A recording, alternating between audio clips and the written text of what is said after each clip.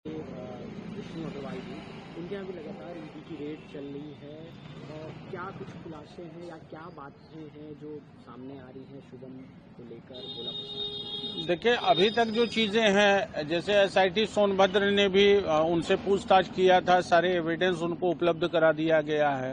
Inspector कोतवाली भी उनके यहाँ एक केस रजिस्टर किया गया है, उनको भी सारे एविडेंस दे दिया गया और बतौर साक्षी इन लोगों से, दोनों जगहों के लोग, इनसे हस्ताक्षर भी कराए हैं प्रोफार्मा पर कि नहीं आपको विटनेस बनाएंगे। तो विष्णु अग्रवाल से कोई आरोपी के रूप में अभी तक तो कोई पुलिस की पूछताछ नहीं हुई है। अब एनफोर्समेंट डायरेक्टरेट के लोग कल से पूछताछ कर रहे हैं, पूरी रात पूछताछ हुई है और अभी भी चल रही है।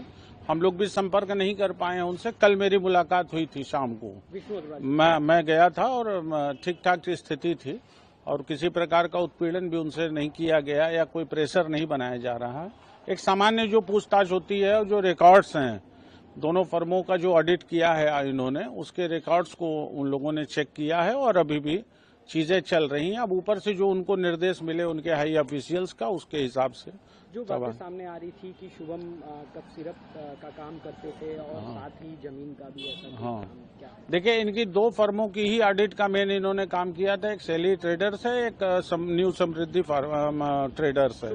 हाँ, शुभम की। ये दो फर्मों की जो इनकी ऑडिट का काम है वही सीए साहब ने किया है और वो झारखंड से सारे डाटा आते थे क्लाउड के माध्यम से और उसका जीएसटी रिटर्न और ये सारी चीजें ये करते थे, टीडीएस और ये सारी चीजें।